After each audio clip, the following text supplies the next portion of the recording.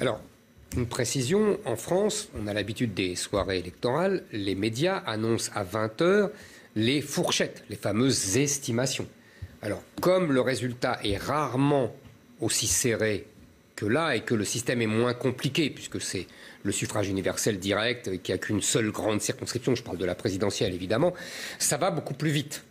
Il n'empêche que les médias n'annoncent pas le vainqueur. On dit dans ce cas-là, on va voir dans les heures qui suivent si c'est trop serré. Là, on a un phénomène qui est que les médias annoncent le vainqueur alors même que Donald Trump conteste les résultats devant la justice. Ce qui est, je n'est jamais arrivé en France, en tout cas pour l'élection présidentielle. Évidemment, je ne parle pas des législatives, etc., des municipales. Donc déjà, ça, pourquoi font-ils ça? Ils font ça évidemment pour faire pression, pour intimider et l'opinion et les juges qui auront à trancher des recours portés devant eux par Donald Trump. Ils veulent imposer un fait qui est la victoire de Biden. Ils sont même allés plus loin.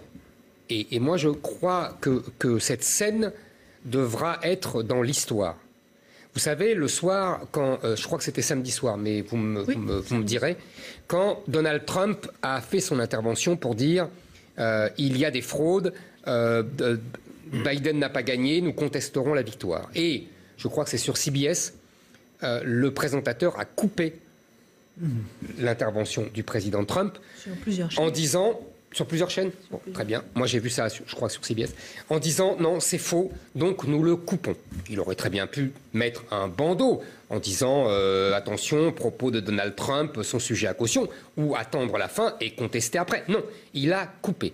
Je pense que c'est un moment historique parce que d'habitude, dans toute l'histoire de la télévision et des médias, c'est le pouvoir qui censure les médias. Là, c'est les médias qui censurent le pouvoir. Donc qu'est-ce que ça veut dire? Ça veut dire que ce sont les médias qui sont devenus le pouvoir. Le contre-pouvoir est devenu le pouvoir. C'est un moment mais majeur, je pense, dans l'histoire et des États-Unis et de la démocratie. Il y a là un coup d'État médiatique qui a pris tout son sens et qui, si vous voulez, est l'apothéose de ce qui s'est passé pendant toute la campagne. Qu'est-ce qui s'est passé pendant toute la campagne? C'était assez extraordinaire. On ne posait aucune question gênante à Joe Biden. C'était une règle non dite et qui a été scrupuleusement respectée par les journaux américains. Vous vous souvenez, au tout début, vous savez que je déteste ce genre d'histoire, mais c'est très révélateur. Il a été accusé d'harcèlement sexuel. Il y avait plusieurs jeunes femmes qui disaient il est collant, il m'a frotté, il m'a ceci, il m'a cela. Et ça a disparu, vous avez remarqué. À la fin de la campagne, il y avait les fameuses histoires sur son fils. Là aussi, ça a été étouffé. Mieux que ça, le journal qui a sorti, je crois que c'est le New York Post, si je ne dis pas de bêtises. Oui, c'est le New York Post. Merci. De Rupert Murdoch. Le compte du New York Post a été supprimé sur Twitter et sur Facebook. Et les comptes sociaux ont dit non, il faut vérifier, il faut le temps de vérifier. Il y a eu une campagne phénoménale des médias contre Trump et rien contre Biden. On posait les questions les plus dures à Trump, on l'insultait, on l'invectivait, on l'agressait, et Biden a pu rester au fond de sa cave, comme disait Trump, pendant toute la campagne. Il y a eu donc c'est même plus un deux poids deux mesures, vous voyez, c'est simplement le choix. Et la soirée électorale, ça a continué. Ces histoires de fraude, les médias américains ne veulent pas mettre leur nez dedans. Pourtant, il y a des choses étonnantes. Moi, j'ai regardé des choses incroyables. Dans le Wisconsin, à un moment, les assesseurs s'arrêtent pendant 4 heures. Et ensuite, quand ils reviennent, il y a, j'avais noté le chiffre, excusez-moi, 139 889 bulletins Biden. Pour Trump, 0. Dans le Wisconsin, Biden a gagné de 20 000 voix. Même chose dans le Michigan. Quelle source? Je vous donne les journaux, je vous donnerai, j'ai là, je vous donnerai ça après, parce que ça va pourrir le... Continuez, vous me direz. La Pennsylvanie est connue depuis longtemps pour les manœuvres frauduleuses de la machine démocrate. le maire de Chicago, tout ça, c'est archi connu. Il y a, si vous voulez, la Pennsylvanie a été condamnée en 1994 pour des magouilles électorales contre le républicain, par un juge. Donc vous voyez, il y a une ambiance. Je ne dis pas que Biden n'aurait pas gagné malgré tout. Je dis que les médias ne se sont pas intéressés à tout ça. Il y a des images, je ne sais pas si vous avez vu ces images incroyables, où on voit des bureaux de vote qui sont soudain couvertes de carton pour que les observateurs derrière ne puissent pas voir. Je ne sais pas si vous avez vu ces images incroyables. C'est pas un brin complotiste, ce que vous dites. Je taquine, mais j'ose poser la question. Mais vous avez raison, c'est un brin complotiste. Ah. Non, je vous dis. Mais oui, non, mais vous savez, pour les médias... Beaucoup parlent comme vous. Hein, mais je sais. Après, mais je vais vous dire, encore une fois, je n'en sais rien. Je n'ai pas de preuves, j'étais pas aux États-Unis, donc je n'en sais rien. Mais je dis une seule chose. Je dis, si ça avait été l'inverse, les médias auraient fait des enquêtes, les médias américains auraient fait des enquêtes monstrueuses. Comme pour le complot russe ? Justement. Vous me précédez. Non, vous me précédez. Pour Hillary Clinton, Mais bien sûr, c'est ce que j'allais vous dire. C'est-à-dire il y a eu d'innombrables papiers pour expliquer qu'il y avait des fraudes, et en particulier par le vote électronique, et que c'était les Russes qui avaient triché de loin en trafiquant par Internet, je ne sais quoi, les votes électroniques en faveur de Trump. Il y a même, alors là, c'était comique parce que ça nous ramène en France, un journaliste du Monde qui, en 2016, avait écrit un papier pour expliquer combien Trump avait triché grâce au vote électronique et grâce aux Russes, et qui aujourd'hui fait un magnifique papier dans Le Monde pour expliquer qu'il n'y a aucun problème et qu'il n'y a aucune fraude. Donc c'est vous dire vraiment le choix, il faut le dire, les médias américains ont fait le pari de la victoire de Biden et ont tout fait pour faire gagner Biden. Et aujourd'hui, ils annoncent sa victoire. J'ai encore 2 autres questions, mais je vous en prie. Même Fox News a lâché Donald Trump. Je fais une petite parenthèse. Mais vous avez raison, même Fox News a lâché. Mais vous savez, c'est une question de, je dirais sociologique. C'est-à-dire c'est-à-dire qu'on connaît ça en France. Les rédactions sont toutes de gauche, même dans les médias de droite. C'est très rare qu'on trouve des gens de droite dans les médias, même dans les médias de droite, à part chez les chefs. Mais c'est un classique. Je vais vous laisser réagir dans un instant. Je continue avec 2 autres questions. Durant tout ce mandat, Donald Trump n'a cessé d'accuser les médias, les journalistes, de fake news et de parti pris. N'est-il pas le premier responsable justement de cette hostilité des médias? Alors, je dirais oui et non. Oui, parce qu'il en a joué. Et je dirais très intelligemment.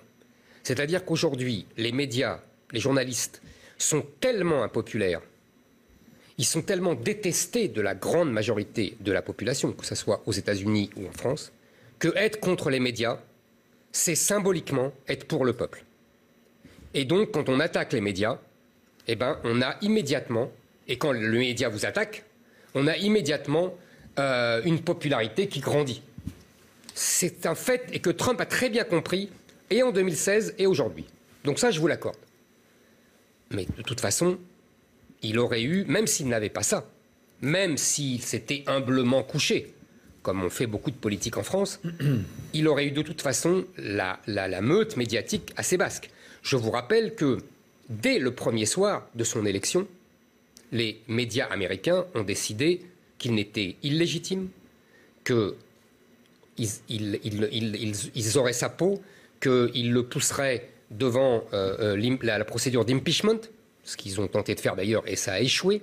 Ils n'ont cessé de contester tous ses choix, de les condamner tous, de faire des campagnes, de le ridiculiser, de le faire paraître comme un être stupide, sans ligne directrice, sans intelligence.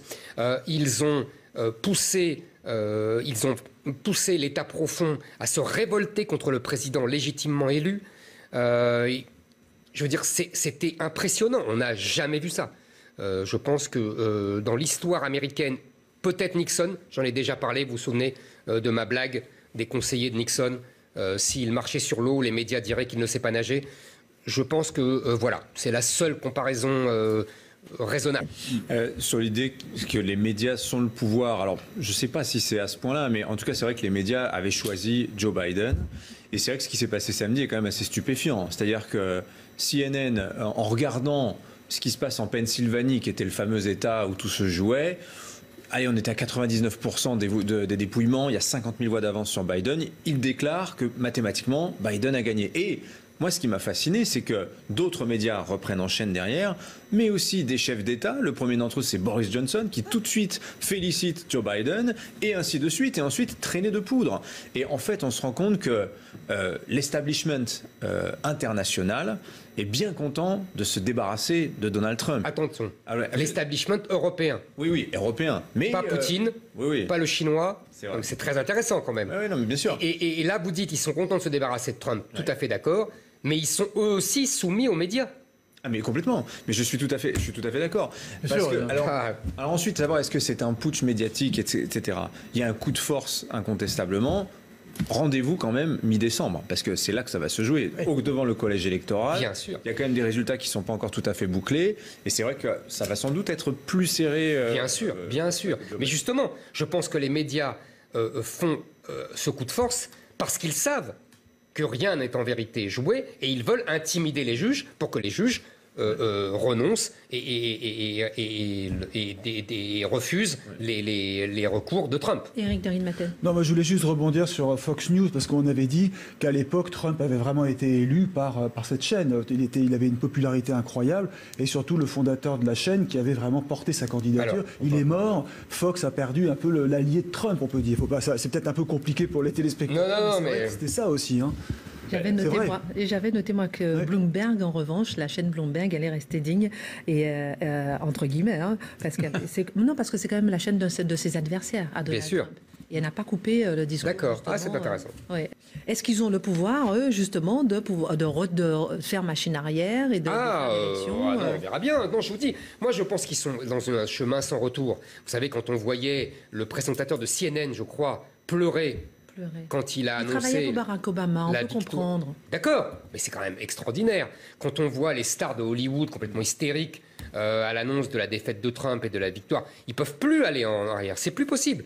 D'ailleurs, je vous dis, moi je répète, ils font ça justement pour faire pression sur les juges, pour que ça soit irréversible. Que la star pleure, c'est une chose, mais que le présentateur pleure, là, c'en est une autre. C'est ce que j'ai dit. Franchement. Il y a quand même là... Enfin, bon... Non, mais ça peut arriver. Il travaillait pour Barack Obama. C'était un présentateur qui était impliqué. Non, mais ils sont tous... Et son témoignage était quand même poignant. Mais ma chère Christine, ils sont tous impliqués. C'est vrai. Ils ont tous choisi Biden, ils étaient tous amoureux d'Obama, voilà. Mais c'était la même chose en France, hein.